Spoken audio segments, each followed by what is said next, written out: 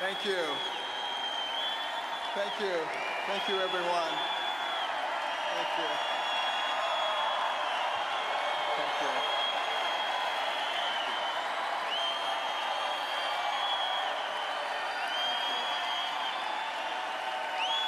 Thank you so much. Thank you. Thank you. All right. Don't eat up my time. Thank you. I want to thank you all for that very warm welcome. I have to start out by saying one very important thing. I'm not politically correct. And I hate political correctness because it's antithetical to the founding principles of this country.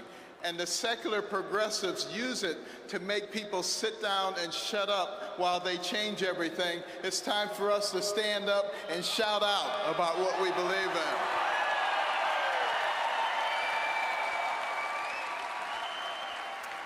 You know, I devoted my career to studying and operating on the human brain. This remarkable organ defines our humanity. It gives us the ability to not only feel and observe, but to reason. When we elect a president, we need to use that power of reasoning to look at their history, their character, what kind of people they really are. It makes all the difference in the world for us. And it is going to be so critical right now. We must resist the temptation to take the easy way out and to passively accept what is fed to us by the politically elite and the media, because they don't know what they're talking about, but they have an agenda. Now, we must also be wary of the narrative that's being advanced by some in our own party. The notion that a Hilary Clinton administration wouldn't be that bad, the effects would only be temporary.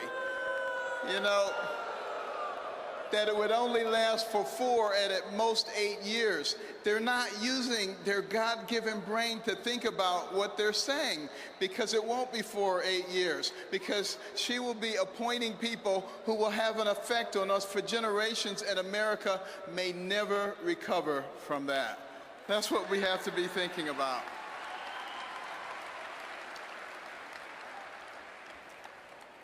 You know, interestingly enough, we have to start thinking about what would Hilary Clinton do if she was in fact the president. She would appoint Supreme Court justices, she would appoint federal judges, and that would have a deleterious effect on what happens for generations to come. Not only that, but she would continue with a system that denigrates the education of our young people, puts them in a place where they're never going to be able to get a job, where they're always going to be dependent, and where they can therefore be cultivated for their votes. This is not what America is all about, this kind of deception. And this is what we, the people, have the necessary obligation to fight.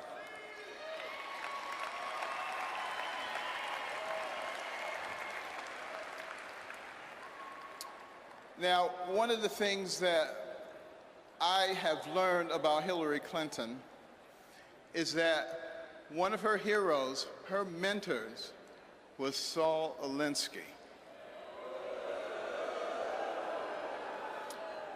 And her senior thesis was about Saul Alinsky. This was someone that she greatly admired and that affected all of her philosophies subsequently. Now, interestingly enough, let me tell you something about Saul Alinsky. He wrote a book called Rules for Radicals. On the dedication page, it acknowledges Lucifer, the original radical who gained his own kingdom. Now, think about that. This is a nation where our founding document, the Declaration of Independence, talks about certain inalienable rights that come from our Creator. This is a nation where our Pledge of Allegiance says we are one nation under God. This is a nation. This is a nation where every coin in our pocket and every bill in our wallet says, "In God we trust." So are we willing to elect someone as president who has as their role model somebody who acknowledges Lucifer? Think about that. The secular progressive agenda is antithetical to the principles of the founding of this nation. And if we continue to allow them to take God out of our lives, God will remove himself from us. We will not be blessed, and our nation will go down the tubes. And we will be responsible for that. We don't want that to happen.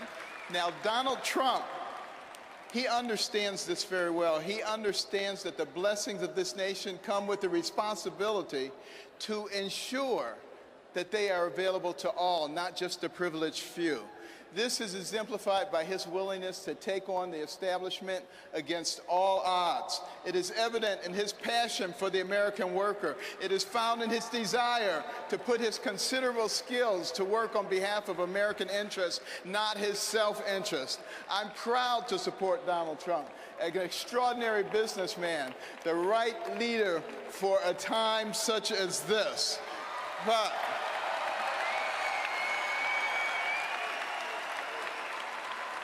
But you know what? It is not about Donald Trump. It is not about me. It is about we, the people. And Thomas Jefferson said that we would reach this point because we, the people, would not be paying attention, and it would allow the government to grow, to expand, and to metastasize, and to try to rule us. But he said, before we turn into something else, we, the people, would recognize what was going on, what we were about to lose, and we would rise up and we would take control of our nation. And I say now is the time for us to rise up and take America back.